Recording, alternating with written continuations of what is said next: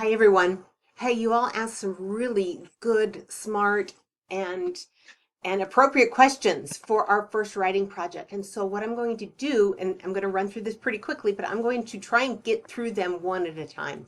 I've organized them, I've brought them together, and I want to make sure that you understand what we are doing in this first writing project. And so if we look over here, the first group of questions that a lot of you had concerned subcultures. What are subcultures? How do we choose one? And that's a legitimate question. It's an important question. And hopefully by the end of this week, that will be a lot more clear, because a lot of the activities and things that we're going to be discussing this week has to do with subcultures. So a subculture is a group of people that come together and meet for a common interest, a common goal, a common connection. And it's a finite group of people. It's different groups that you belong to. So like me personally, I have several subcultures that I engage with. And a subculture is different than a large culture. You can say, a large culture can be based on nationality, like being an American. That's a large, big culture. Okay. It can be based on religion. Okay, I happen to be a Christian. That's a large subculture. Or I'm sorry, a large culture. But a subculture is a specific group of people that you engage in. It's a culture within that larger culture. So a subculture within the large culture of religion would be my congregation, the group of people that I go and I meet with every week. And yes, being a part of that congregation also creates a foundation for an identity. Part of how I identify myself is based on my membership in that subculture. So subcultures are small groups of people that you engage with, that people come together for a specific reason. It can be a club, it can be a team, it can be, there's a lot of different ideas in this week's activities and these week's handouts and pages on Canvas that helps us kind of choose one of these subcultures. And when I talk about our place in that subculture, are you a leader in this subculture? Are you a participant? Are you a novice? Are you new in this subculture? What's your position? And these are just things to think about. And let's see, the first question. Okay, we talk about religion. There's a question here about religion, and that it's not appropriate in college. And actually there are majors, you can major in religion. So that's not quite true, and not true at all. It all depends on the context, right? If you're in a science class and you are writing this big, large report, this scientific report, and you bring in some evidence from the Torah, from the Bible, from a religious writing, you're right. That's not going to be appropriate. That's not going to fly, right? If you start, sharing some kind of testimony of a religious ideology within this scientific or academic essay that's not on religion, yes, that's not going to be appropriate. But there are times when it is appropriate. And this is one of those times when you can talk about an experience with a group of religious people. You will not, and again, you have to think about what is the purpose of this essay? What is the goal? This isn't from a place where I'm going to share or try and get people to join my subculture. That's not what we're doing here. A subculture, what we're doing is we're analyzing, and we're going to think back and observe through memory or through literally observing how the people within this subculture interact. Okay, that's the focus. It's the people within this subculture. How do they interact? How do they talk with one another, treat one another, and all those kind of things. So the types of books count as a subculture? Not necessarily. Not necessarily, unless you're in something like a book club or a reading club that gets together regularly and engages with one another, focused on reading. That's where it would be connected to a subculture. A subculture is a group of people you belong to, and you can have several. Most of you will have several groups of people that you belong to, different subcultures. Like, can a subculture be as broad like a medical field? No, it can't. The medical field, that's a large field. It's not even really a culture. It's a large field. However, if you, let's see, my sister is an emergency room nurse. Her floor or whatever that is, her emergency room, the people that work there, they have created a subculture. The way they work together, the way they interact with one another, that is a subculture. That specific group of people. Can parenting be a subculture? No, parenting, that's a verb. That's not really a culture. However, if you belong to a parents group, like a support group, if you belong to PTA, okay, where you get together and around a common interest, that group of people, that subculture, you can examine those people. You can examine how they interact. Your family is a subculture. Parenting in general is not, but your family is a subculture, okay? And so hopefully this helps you to understand what a subculture is. You're going to be picking one of the subcultures you belong to, and you're going to be examining. And by observation, I mean, you can observe through literally sitting back and observing how people interact, but you can also do that through remembering, through reflection, okay, and thinking back and pondering on the different experiences you've had and how people have interacted. All right, let's go on to the next one. Topic and purpose. What topic should I choose? Okay, this is a really good question, and it helps me to kind of explain what we're doing here.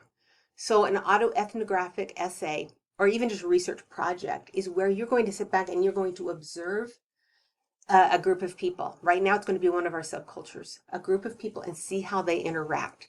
I can't tell you what topic to choose, because what you're going to do in this research is you're going to sit back and you're going to observe the interactions, observe what's going on, maybe the traditions, the habits, the different rituals, and see if you can see a recurring theme, something significant that's happening within this group of people that has, some kind of social implication. Like it is an example of something that happens on a larger scale in society, maybe something that's been influenced by society and also turns back around and influences society. So it's got to be socially relevant, not something that kind of influences you or bugs you or inspires you. It's got to be something, okay, this is demonstrating something that's happening in society, okay? And we'll talk more about that as we look at examples later on. And the purpose of this research and this essay is to first observe it and identify something that's going on that's significant. And then you're going to write an essay to an audience of Paradise Valley students, peers, telling them that, okay, this is happening in this subculture and this is why it's relevant. As easy as that. That's what we're doing here. We're not trying to come up with a solution to some kind of problem. We're not going to call our readers to action, that something needs to be done here. We're simply going to say, okay, this is happening here in this culture, in this subculture, and this is why it's socially relevant. For example, in the past, I've had students talk about, their specific gym membership and a specific gym or fitness group that they belong to. Okay, and I've had students recognize misogynistic acts within that, like so gender acts or discrimination against women in those spaces, right? And that was an issue that they identified, and then they wrote an essay trying to persuade their audience that this is happening and it's socially significant. I've also had people I had a student once write about her being the firstborn daughter in her Hispanic family, and how that situation in her family was a subculture, and this was the thing that she identified, and she said how this creates or kind of helps Hispanic women develop a sense of leadership and maturity, okay? And so those are the kind of things that we're going to be looking for. And yes, it's going to be personal, but remember, the goal of this essay is to persuade an audience that this is relevant. So we're not just sharing stories. We're not just like, hey, this is what has happened to me. It was really funny. Ha, ha, ha. No, we are going to persuade. We're going to identify an issue or a phenomenon. It can be positive. It can be negative. It can be, anything. As long as it's socially significant, we're going to persuade our audience that this is happening and that it is relevant. Okay. And that kind of addresses that last question too, that it doesn't have to be negative. There's a lot of really positive things that you can identify, but it's just that identifying them. So that's what I mean by phenomenon. It can be an issue, which connotes kind of a negative thing, or a phenomenon, which is simply an action. It can be something positive also. As far as the observations, there I do mention observations in here, and ideally in an autoethnographic essay or an ethnographic essay, you're observing. You're sitting back, you're scheduling time, and you're observing the people and how they interact. A lot of times we don't have the luxury of being able to do that in this class. So as far as observations, they also, memory and reflection can also count as observation. Think back, and I'm talking about, oh, not kind of like remember as you're writing. I'm talking about taking time to, even if it's just 10 minutes, sit back, close your eyes if you need to, and remember. Remember how you walk through this space with these people, how you interact, what you see other people doing. Okay, that's observation. That's observation. Reading an article, so therefore, now that we're coming to understand what observation is, reading an article is not observation. Observation has to do with remembering your interactions within this subculture and what's happening within this subculture.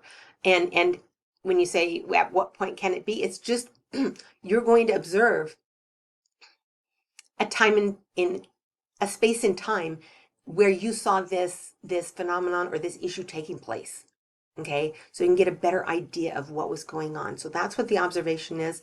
As far as research, this is a research project. And so as you identify an issue within this subculture and you're trying to compel your audience to accept the fact that this is a significant issue, you're going to bring in other sources, a couple other sources that will help back you up and help support the idea that this is a socially significant thing that's happening. And as far as the type of sources that you will bring, you always have to bring in credible, substantial sources that are kind of meet the expectations of college research. But also think about your audience. Who are you trying to persuade here? You're persuading other students at Paradise Valley. Okay, so maybe in your persuasion, this type of audience will not be as compelled by heavy, dense, peer-reviewed journal articles as they would by something that is just as credible, but more like from the internet or from a contemporary magazine or news article. All right. And so it doesn't have to be from the library. It doesn't have to be from a database, but it has to be credible. And we'll talk more about that also. Let's see, the grading. Let's see, I'm gonna go and pull up the final submission page and talk about grading in just a minute. But let me address a couple other questions here really quick. It's based on interpretation, so how will this essay be graded? It's on how well you persuade your audience of your interpretation. Okay, there's no right or wrong interpretation. It's all how we present it, and that's part of the important things of this class. And I only have about 15 seconds here, but you go to the final submission page and you have a rubric, and this is how I grade. This will tell you everything that I'm going to be looking for and how it's broken down. So that's quick, so let me know